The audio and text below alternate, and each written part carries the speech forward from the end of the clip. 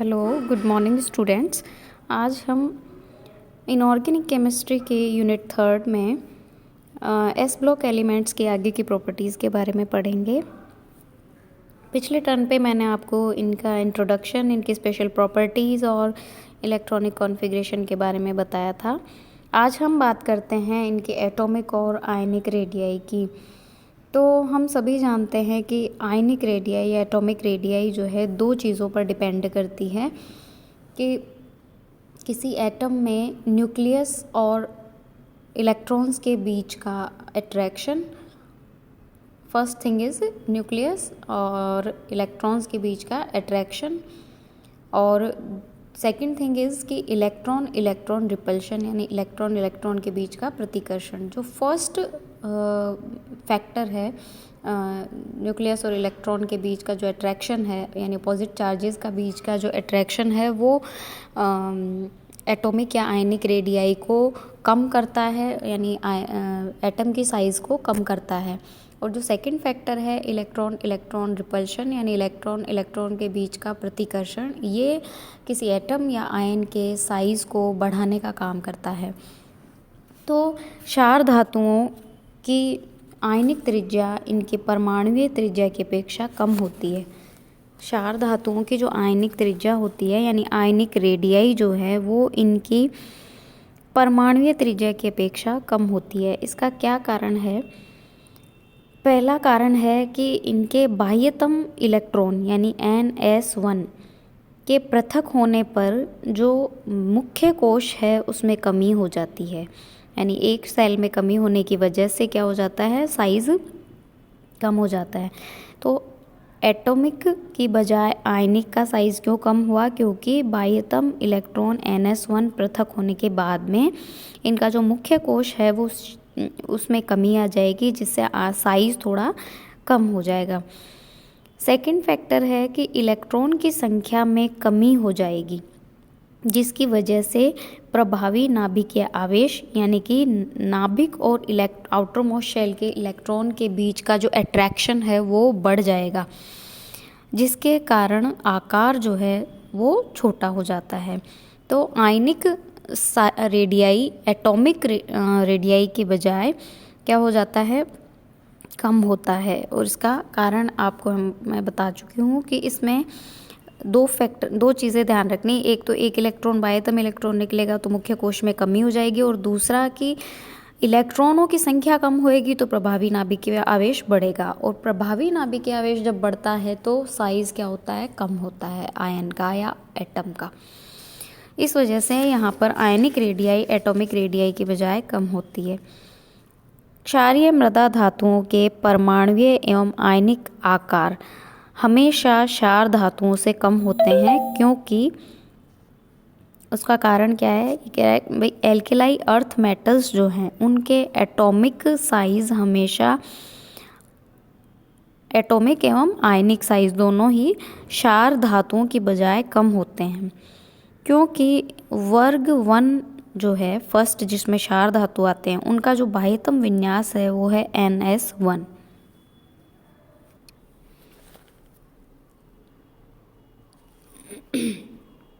क्योंकि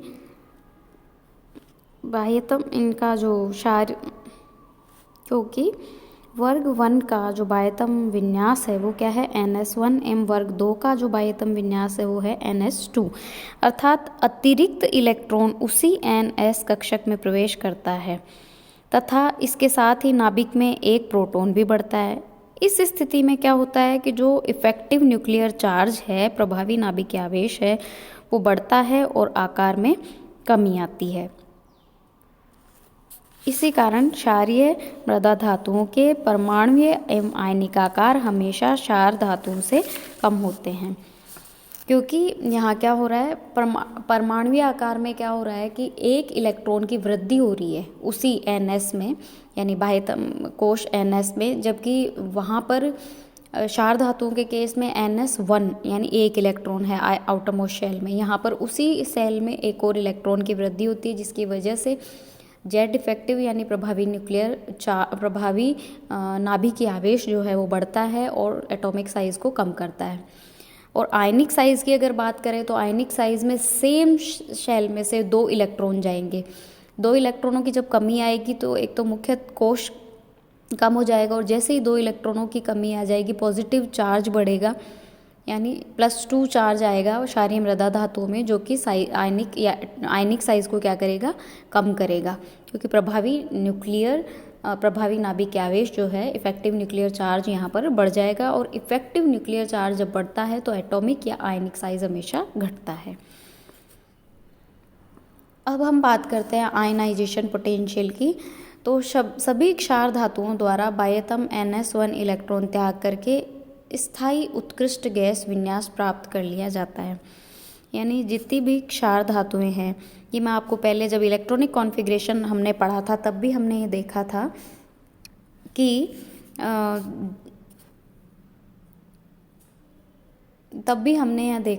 कि इनका जो इलेक्ट्रॉनिक कॉन्फ़िगरेशन होता है क्षार धातुओं का, उसमें क्या होता है, आउटर मोस्ट शेल में एक इलेक्ट्रॉन प्रेजेंट होता है, और जैसे ही वो एक इलेक्ट्रॉन निकलता है उस एक इलेक्ट्रॉन को त्याग करके क्षार धातुएं उत्कृष्ट गैस विन्यास यानी बहुत ही अत्यधिक स्थायी विन्यास को प्राप्त कर लेती हैं, जिस कारण से ये बहुत स्थायी होती हैं।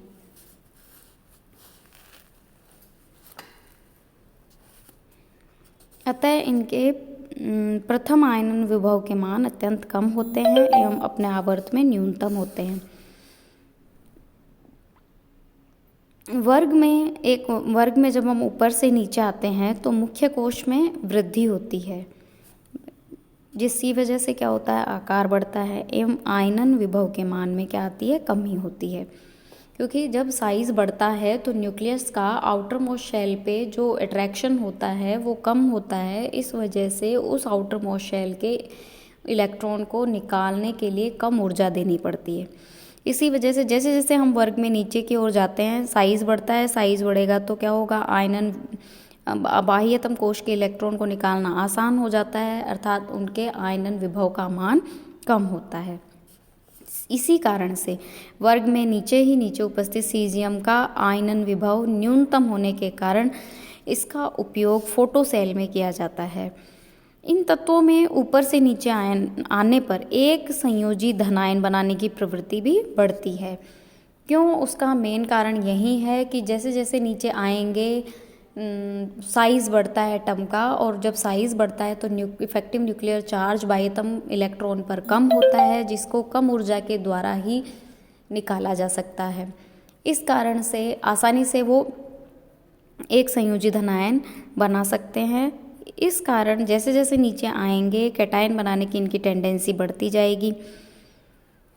सभी क्षार धातुएं केवल +1 ऑक्सीकरण अवस्था ही दर्शाती है, +2 ऑक्सीकरण अवस्था नहीं दर्शाती।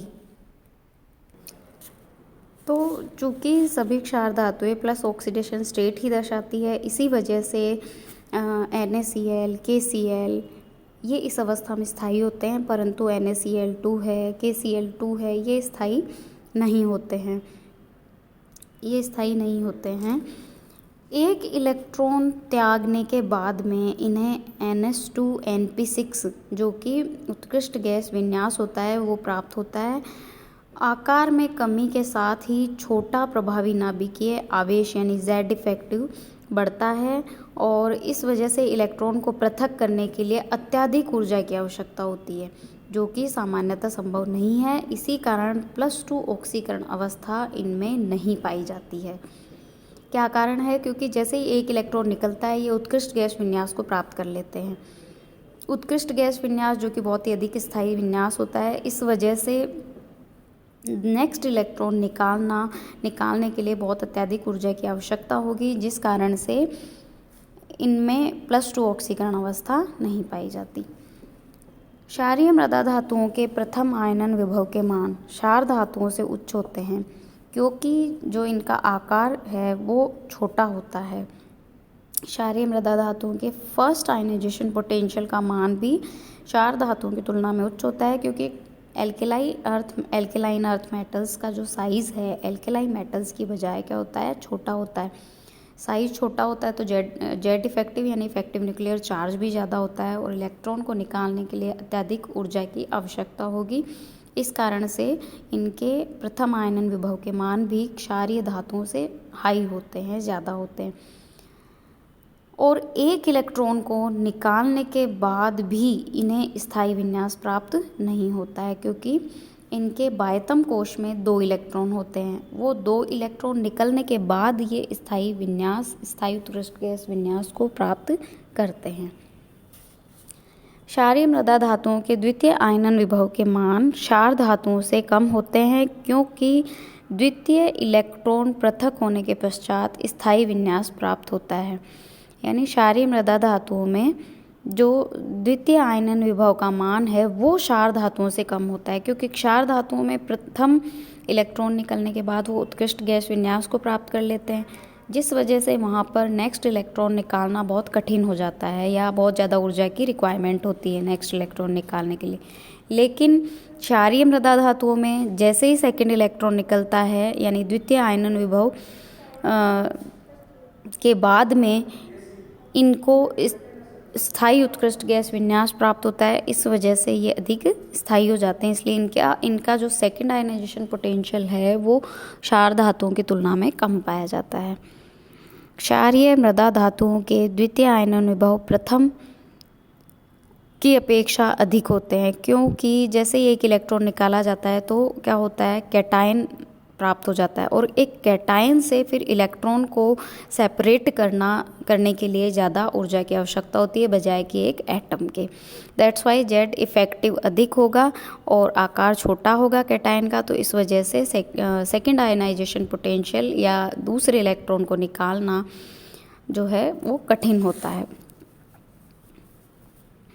क्षारीय मृदा धातुओं के द्वितीय आयनन विभव उच्च होने पर भी केवल +2 ऑक्सीडेशन स्टेट ही ये शो करते हैं, क्योंकि +2 ऑक्सीडेशन स्टेट में ये उत्कृष्ट गैस विन्यास को प्राप्त कर लेते हैं, जो कि अधिक स्थायी होता है। इसलिए जब सभी alkaline earth metals +2 oxidation state show करते हैं, क्योंकि विलयन में M+2 धनायनों के हाइड्रेशन में बहुत अधिक ऊर्जा मुक्त होती है, जो कि M+ से दूसरा इलेक्ट्रॉन निकालने के लिए पर्याप्त होती है। इसी कारण हमेशा MgCl2 यानी मैग्नीशियम डाइक्लोराइड ही बनता है, MgCl नहीं।